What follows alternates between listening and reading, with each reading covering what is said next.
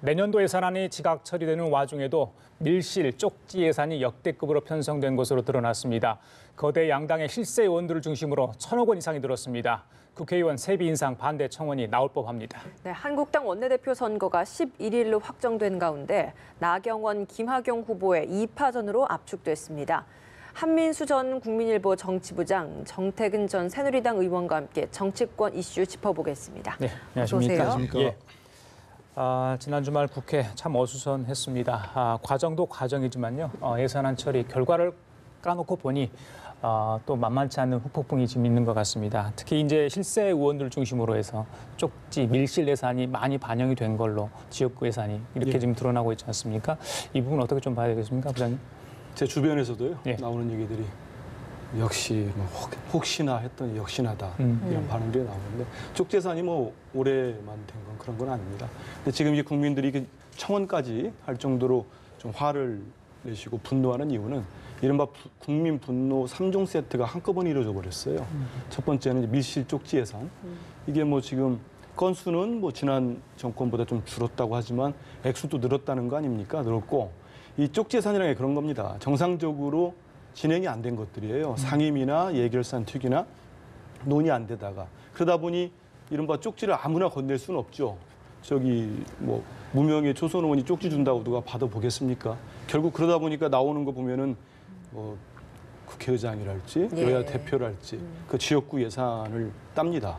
그리고 두 번째 보면은 이제 복지 예산이 확 줄었어요. 또 청년 일자리 문제랄지 뭐 극빈층 우리 그동안 많이 했던 그 줬다가 뺏는 문제 있었잖아요. 그 예산도 뭐 4천억 그냥 줄었고 여기에 또 더하기 이번에는 또 이제 셀프 세비 인상까지 해버렸습니다. 예. 근데 이게 딱 하나씩 짚고 가면은 이제 쪽지 예산 이 부분은 국민들이 분노를 하는데 냉정하게 보면은 그 거론되는 의원들 입장에서 지도부 입장에서는 사실 손해 보는 일은 없어요. 왜냐하면 그 지역에는 이게 또 대대적으로 알려집니다. 이미 문자로 뭐 각 의원들이 내가 얼마 이번에 뭐 뭘 따냈다 다 돌리고 있잖아요. 그렇죠. 그럼 지역에는 먹히는 거예요. 그러니까 이분들은 이런 여론에 크게 신경을 쓰지 않습니다. 그리고 복지 예산 같은 경우도 뭐 여러 가지 뭐 정부하고 협의해서 하기 때문에 넘어가는데 이 셀프 세비 인상은 그러니까 뭐 여러 당에서 뭐 좀 뭐라고 하죠? 반납하겠다 예. 이런 얘기들이 나오는데 이거는 또 냉정하게 살펴보면은 국민들하고 조금 달라요. 반납하는 거는 그때뿐입니다. 이거 이미 법으로 올리게 되면은 또 다음부터는 적용이 되는 거죠. 그래서 국민 여론이 어디까지 분노하고 입법 청원 뭐 청원까지 하고 있으니까 어디까지 갈지 모르겠습니다만은 국민 여론이 계속 악화되거나 그러면 적어도 세비 인상 부분에 있어서는 국회에서 좀 더 진지하게 논의할 필요가 있지 않겠나 그런 생각을 하고 있습니다. 예전에 국회에 오랫동안 출입하셨던 분이 이 정도로 말씀하시는데 국회에 계셨던 분은 어떤 이번에 예산 처리 과정 결과를 어떻게 보고 계세요? 실세 예산 문제가 어제 오늘의 문제가 아닌데요. 지금 말씀하셨던 것처럼 그게 이제 지역으로 가면 자기가 이제 표를 얻는데 굉장히 도움이 되는 거예요. 그러니까 언론에서는 욕을 먹는데 동네에 가면 아 우리 의원 역시 세구나 이렇게 평가를 받으니까 이걸 반복적으로 하게 되거든요. 뭐 제가 국회에 있을 때도 뭐 형님 예산부터 시작해가지고 엄청나게 많았거든요. 그래서 결국은 이 문제에 대해서는 저는 시민단체들이 좀 나서야 된다고 봅니다. 단순히 청원한다고 되는 문제가 아니라 시민단체에서 앞으로 이렇게 불필요하게 지역구 예산을 챙기면 우리가 낙선운동을 할 수도 있다. 이렇게 이제 구체적인 대안을 갖고 경고를 하지 않는 이상 이 문제는 절대 해결되지 않습니다. 그러니까 실세의원일수록 더 많은 예산을 갖고 있는 문제이기 때문에 그래서 저는 이런 문제와 관련해서 좀 시민단체가 좀 나섰으면 좋겠다는 말씀을 좀 드리고 싶고요. 세비 인상 문제는 이것도 좀 대안이 있어야 되는데요. 그러니까 사실은 2012년부터는 일정 기간 동안 또 세비를 동결했었습니다. 그래서 저는 어떤 대안을 좀 제시하고 싶냐면 국회에서 소위 고위공직자들, 예를 들면 정부로 따지면 차관급 이상이라든지 뭐 사법부로 따진다면 부장판사 이상이라든지 입법부로 따지면 당연히 국회의원이 되겠죠. 그래서 소위 고위공직자들의 세비에 대해서 인상심의위원회 같은 걸 만드는 거죠. 그래서 아마 이것을 국회의원이 뭐 굳이 올리려고 그러는 게 아니라 사무처에서 아, 이 정도는 뭐 올려도 됩니다. 다른 데도 지금 올리고 있으니까. 그래서 별 생각 없이 이랬을 가능성이 굉장히 크거든요. 그래서 제가 지금 말씀드렸던 것처럼 차관급 이상 공직자라든지 뭐 부장판사 이상 그리고 지방자치단체장 당연히 포함되겠죠. 그래서 고위공직자에 대한 임금심의위원회 같은 걸 하나 만들어서 그래서 아주 공평하게 동결을 하든지 또는 적절하게 옮기든지 이런 문제로 해결하면 되는데 왜 이런 아이디어를 안 내는지 잘 모르겠어요. 일반 정현, 공무원 예. 인상률하고 다르게 가자는 이야기인가요? 기준 잣대를? 그럴 수 있는 거죠. 왜냐하면 고위공직자들 같은 경우가 항상 말하는 게 뭐냐면 경제가 어려워지면 고통 분담하자고 얘기를 하잖아요. 그러면 고위공직자일수록 소수보 해야 되거든요. 그렇다고 무한정 동결할 수는 없어요. 그래서 제가 보기에 그러면 행정부, 입법부, 사법부 가릴 거 없이 고위공직자라고 한다면 고통분담도 같이 하는 거고 만약에 적정 수준에서 인상한다 그러면 같이 올리는 거고 이런 방식을 택하는 게 좋겠다는 거죠. 예, 말씀하신 대로 정 의원님 말씀에 동의합니다. 그래서 우리나라 같은 경우도 고위공직자들 임금 상한제 같은 걸 도입할 필요가 있을 것 같아요. 그리고 예전에 어떤 학술 자료 같은 걸 보니까 OECD 국가 평균 의원들 세비를 비교한 것들이 있습니다. 그러면 대충 우리나라의 그 전체 뭐 GDP랄지 GNP 규모를 보면은 한 8천에서 9천만 원이 적절하다는 얘기도 있습니다. 근데 그렇게 따지면 지금 한 1억 4천만 원이 넘기 때문에 일반 국민들 시각에서 보면은 이게 높습니다. 그런 상황에서 아무리 뭐 자기들은 1.8%라고 하지만 또 인상을 하니까 국민들 입장에 반대 목소리가 나올 수밖에 없는 거고요. 의원들 입장에서는 이게 뭐 일을 하는데 실제 좀 부족하다. 그러면은 저는 이런 문제는 정책개발비랄지 일하는 의원과 일하지 않는 의원들을 차등 지급하는 방법들도 있습니다. 그리고 실제로 본인들이 어떻게 일을 했다는 거를 입증을 하고 하면은 국회에서 당연히 보존해 줄 수 있는 거 아니겠습니까? 예. 좀 합리적인 대안을 찾을 필요가 있을 것 같습니다. 예, 알겠습니다. 이 예산안과 맞물려서 논란이 많이 됐던 부분이 바로 이 선거제와 관련된 부분 아니겠습니까? 지금 뭐 이정미 손학규 대표 단식 농성을 계속하고 있고 오늘로 닷새째가 돼 가는데 뭐 일단은 연동형 비례대표제, 완전한 연동형 비례대표제가 아니면 합의를 할 의사가 없다라는 게 좀 강한 의사인 것 같아요. 어떤 식으로 좀 수습이 돼야 된다고 보십니까? 일단은 참 겨울에 단식을 하면 굉장히 힘들어요. 저도 예. 사실 옛날에 한미FTA 합의 처리하고 몸싸움을 국회 만들자고 겨울에 단식을 했는데 더더군다나 이제 이 손학규 대표 같은 분은 지금 70이 넘으셨잖아요. 그렇습니다. 그래서 상당히 걱정스러운데 근데 일단 전술을 잘못 구사했어요. 사실은 이제 선거제도는 거의 개헌에 준하는 정도의 엄청난 사안입니다. 이거를 갖다 예산안으로 연계했기 때문에 거기서 이제 문제가 생겼는데 연계했으려면 사실은 야4당 3당안이 아니라 야4당안을 만들어. 야당 전체 안을 만들면 예산안을 통과 못 시키잖아요. 예. 그래서 야3당 안을 가지고 바로 이제 그 예산에 연계시켜 버리니까 1당 2당이 이제 딱 야합해 가지고 이제 처리해 버렸잖아요. 그러니까 단식은 단식대로 하고 실제로 전망은 안 보이고 그래서 저는 그렇다고 해서 지금 국회의원들이 자기 당선 가능성을 낮추는 선택을 굉장히 하기 싫어해요. 제가 이전에 말씀드렸습니다만 완전한 연동형 만들기가 쉽지 않다 이런 말씀 드렸지 않습니까?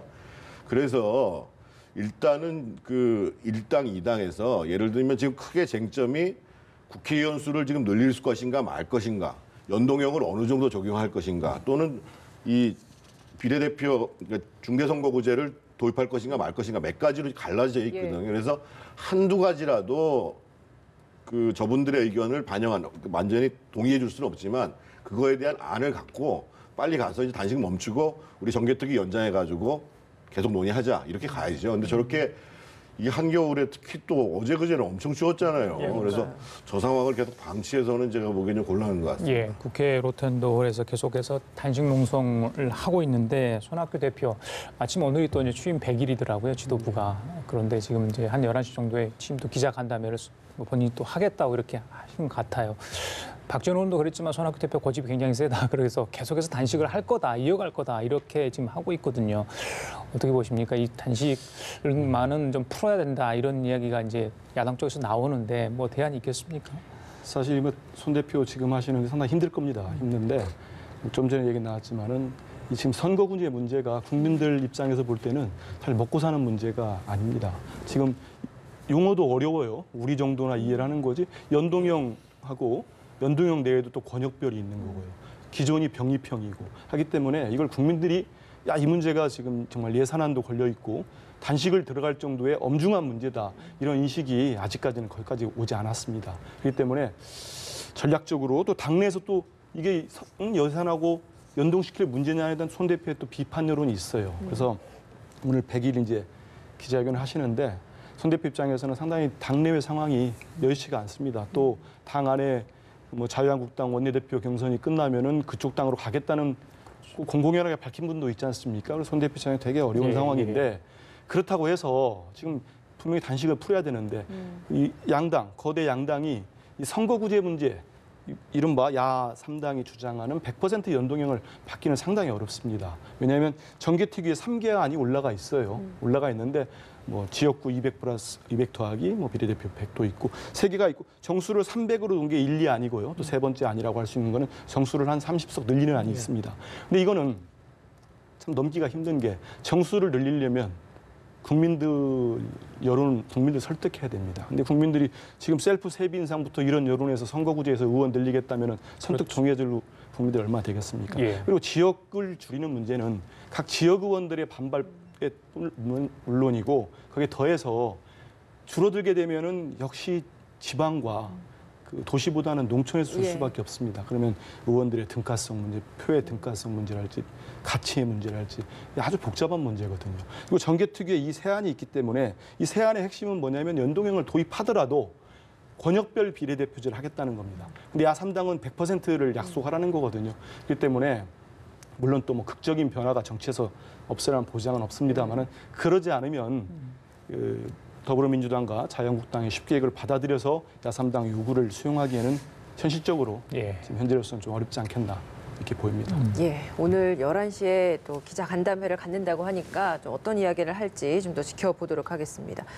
정기국회 마지막 본회의에서 우여곡절 끝에 예산안이 통과가 됐는데 정기국회는 이제 마무리됐습니다만 사실 통과되지 못한 법안들 굉장히 많아요. 때문에 사실상은 원래는 임시국회가 바로 소집이 되는 게 맞는데도 불구하고 지금 분위기로는 이것도 어려워 보이거든요. 임시국회 소집 올해 안에 좀 가능할까요? 소집해야죠. 지금 뭐 민주당에서 이제 뭐 지역 민심 챙긴다고 내려간다고 그러는데 지금 그럴 때가 아니고요. 지금 뭐 그 선거제도 문제도 있을 뿐만 아니라 가장 중요한 게 지금 이제 사립유치원 관련 법들이 지금 통과가 안 됐잖아요. 그리고 이제 뭐 고용비리에 대한 국정조사 문제도 있고 또 지금 내년에 이제 그 최저임금 인상이 되면 거기에 대한 휴유증 문제도 있고 최근에 사실은 SOC 관련해 가지고 얼마나 사고가 많이 터졌어요. 예를 들면 우리 KT 통신구 화재도 있었죠. 네. 고향의 지역난방공사 열수관 문제도 터졌죠. 또 어제 그저께 KTX가 지금 탈선했죠. 그래서 국회에서 사실은 이런 문제들을 미리미리 점검을 해야 돼요. 지역구에 가가지고 자기 지금 예산 이렇게 따왔다고 자랑할 문제가 아니고 경제 어렵다는 민심이야 그 지역구 가지 않아도요. 언론만 잘 봐도 알 수 있습니다. 그래서 제가 보기에는 지금 미처리한 법안 문제뿐만 아니라 아주 지금 연말에 계속 굉장한 현안들이 많이 나왔기 때문에 이런 문제를 좀 상임위에서 심도 깊게 다뤄서 좀 미리미리 국민들을 위해서 또 민생을 위해서 대비하는 그런 임시국회를 하고 어차피 지금 1월 달 쉬거든요. 그리고 2월 달 가서 국회 여니까 1월 달 가서 쉬시고 연말까지는 좀 일 열심히 하셨으면 좋겠어요. 연말 글쎄요. 민주당 쪽에서는 지도부는 좀 연휴도 반납하고 민심 챙기기에 나서겠다. 그 말씀하신 거 보니까 저런 부분도 좀 필요하다는 생각이 들거든요. 그러니까 물론 지지율 회복 차원인지 모르겠습니다만 그래서 과연 맞는 행보인지 어떻게 보세요? 지방 내려가고 하는 거요? 예. 지금 임시국회 오면 그 자체를 뭐라고 할 건 아닌 것 같습니다. 당연히 지금 아시겠지만 뭐 대통령 지지율도 원만한 하락세에 있고 다 그러다 보니까 여당 지지율도 떨어지고 있지 않습니까? 이럴 때 그 민생, 다들 지금 경제와 민생 때문에 지지율이 하락한다는 거 아닙니까? 이럴 때 여당 지도부와 의원들이 전원이 이른바 하방이죠. 지방에 내려가서 지역 가가지고 서민들 얘기를 듣고 하는 건 저는 이 자체를 나쁘다고 할 필요는 없습니다. 근데 여기에 진정성이 들어가야 되겠죠. 들어가고 그 진짜 뭐가 문제인지 그들의 실제로 우리 서민들의 애로점이 뭔지를 듣고 이거를 정책에 반영할 수 있도록 뭐 당정협의도 계속 이어간다는 거 아닙니까? 반영할 수 있도록 이거를 뭐라고 할 필요는 없는 거고요. 당연히 유치원 3법과 국정조사 문제랄지 논의할 국회는 열려야 됩니다. 그건 당위적인 거예요. 근데 제가 볼 때 이게 또 선거구제하고 연동이 되면은 또 이건 쉽지 않은 현실적으로 그런 부분이 있지만 국회가 열어서 지금 계속 생기는 건 일하는 국회는 상시국회로 가야 되는 거 아닙니까? 이건 열고 지금 말씀하신 대로 민주당 지도부와 전원 의원들이 가는 거 이 자체는 실제 어떻게 하는지를 국민들이 봐야 되겠죠. 말 그대로 보여주기식이냐 이런 거를 평가를 해야 되겠지만 이런 노력을 휴가를 반납하고 내려가겠다는 거를 평할 필요는 없을 것 같습니다. 알겠습니다. 어제 박근혜 전 대통령에 대한 탄핵소추안이 국회에서 가결된 지 딱 2년이 되는 날이었다고 합니다. 여기에 대해서 이제 각 당들도 최근에 나오고 있는 박 전 대통령 석방론과 관련된 비판 이야기도 내놓고 있었는데 한국당만 아무 말 없이 조용히 지나갔다고 합니다. 이 모습 어떻게 보셨습니까? 일단 뭐 김무성 전 대표를 중심으로 해서 불구속 재판 결의안을 내겠다고 하는 것은 실제 현실에도 안 맞고요. 이미 이제 박근혜 대통령이 공천 개입 문제 관련해서 2년형이 확정이 됐거든요. 그래서 이제 채택될 가능성도 없고 그걸 또 채택한다고 해서 그 강제력이 없어요. 네, 국회에서 앞으로 이제 그래서 이제 석방 문제가 나오는 건데 그것도 국회에서는 국회의원한테 강제력이 있는 것이 국회의원이 아닌 사람한테 강제력이 없거든요. 그래서 제가 보기에는 이미 지금은 사실은 그 문제를 얘기할 때는 아닌 것 같고 상대적으로 당내용으로 지금 말씀하시는 게 아닌가 싶고 아마 이제 이명박 대통령도 그렇고 박근혜 대통령도 그렇고 형이 다 확정이 되면 그때 가서 논의해 볼 수 있는 문제가 아닌가. 그러니까 아마 형이 확정되려면 최소한 내년 중반은 넘어야 되는 문제거든요. 그래서 그리고 또 가장 중요한 문제는 당사자가 자신의 형벌에 대한 어떤 입장을 취하고 있는가가 굉장히 중요한 거거든요. 그러니까 입장에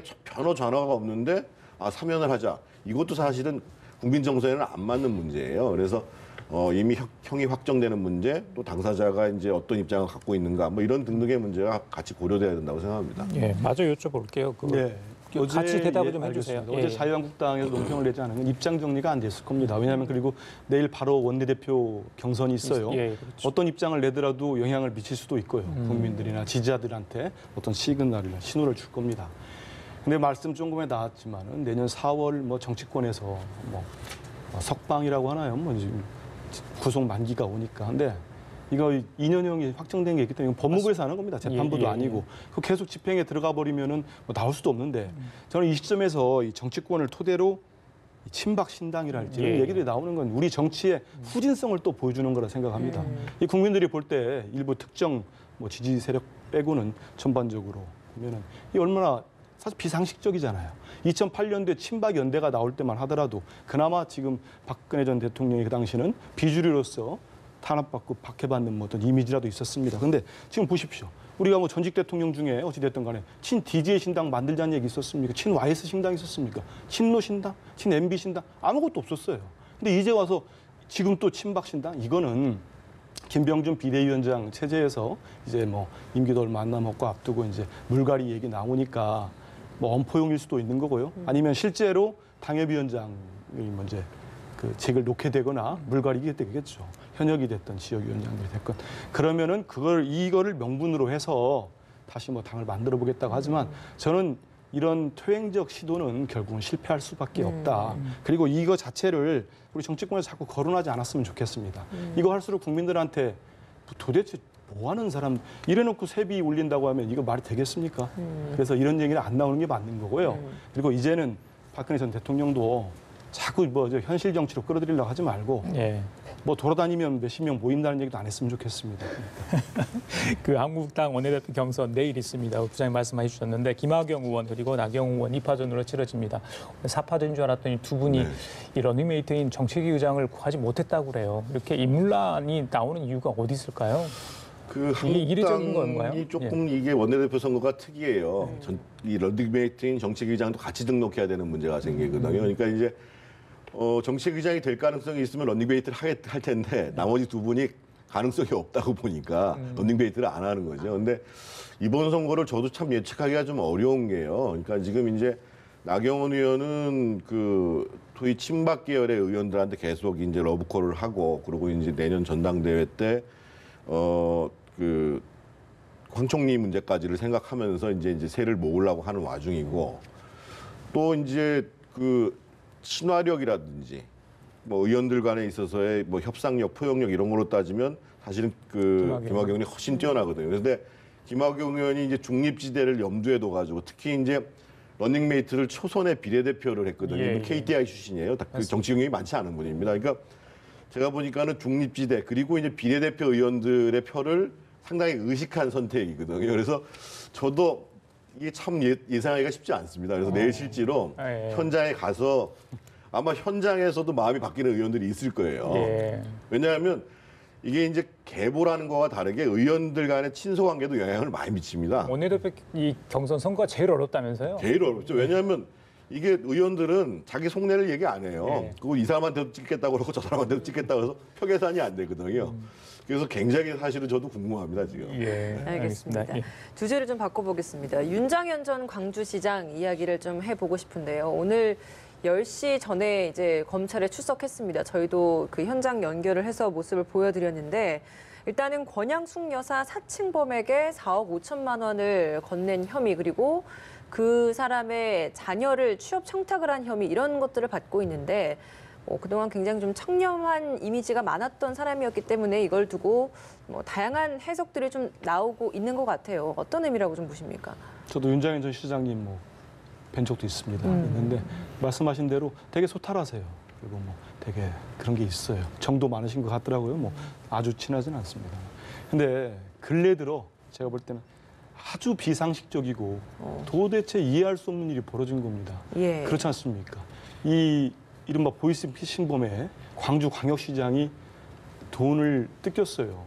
그거 이후에 다시 또 상식적으로 하면은 노무현 전 대통령의 혼외자 하면은 저나 우리 앵커분들께서 딱 그 얘기를 들으면 일단 의심부터 하지 않겠습니까? 근데 거기에 속아 넘어가서 데리고 온 아이들을 이쪽 저쪽에 아주 민원을 합니다. 그래서 취업까지 시켰거든요. 근데 윤 시장께서는 지금 언론 인터뷰랑을 통해서 노무현 전 대통령을 지키기 위해서 그랬다고 말씀을 하십니다. 근데 제가 볼 때는 좀 처음 시작은 물론 선의를 가지고 노무현 전 대통령도 생각하고 이런 거 했겠습니다만은 사실 이 시점을 봐야 될 필요가 있어요. 이 사건이 일어난 시점이 지난해 12월이고 근데 윤 전 시장 같은 경우는 사실 그 2014년이죠. 그때 이제 공천받아서 광역시장 될 때가 사실 이게 안철수 전 국민의당 대표 쪽으로부터 들어왔습니다. 그래서 좀 불안했죠. 당내 입지가 계속 또 국민의당이 나가면서 분위기를 내면서 입지가 불안했고 예전부터 여당 내에서는 여당 안팎에서는 그리고 또 재임 기간에 여러 가지 좀 좋지 않은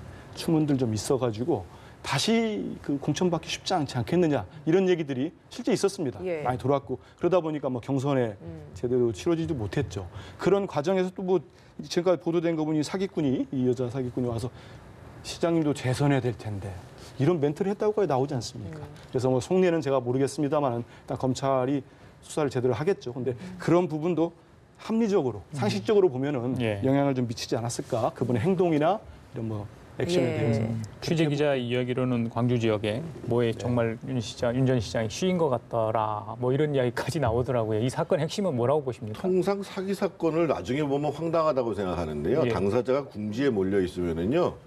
충분히 벌어질 수 있는 사건이고 그래서 사기범들이 대단한 거예요. 상대방의 약점을 아는 거거든요. 그러니까 제가 보기 직접적인 공천 헌금이라고 보기는 사실 어렵습니다. 왜냐하면 주는 시점이 작년 12월부터 시작해서 1월 달까지 줬고 자기가 공천을 포기한 시점은 올해 4월 달이었거든요. 근데 이제 윤 시장이 어떤 딜레마에 있었냐면 광역단체장 중에서 직무수행을 평가할 때 작년에 꼴찌에서 1, 2등을 하고 있었어요. 그리고 민주당에서는 그 20% 이하로 떨어지면은 컷오프하겠다는 그런 경우가 있었고 당연히 광주시장 경선을 할 거 아니겠어요. 근데 요번에 당선된 이용섭 씨가 10%를 감점을 맞고도 52%를 얻었거든요. 그리고 친문 쪽에서는 강기정 후보가 단일 후보로 나왔고 그러다 보니까 내가 뭔가 권 여사님을 도와드리면 친노나 친문 쪽의 지지를 받을 수 있지 않겠는가 그런 얘기를 건넬 수 있지 않겠는가 라는 유혹이 있었다고 봐야 되고 그래서 그거를 이제 바로 무슨 공천을 위해 가지고 돈을 줬다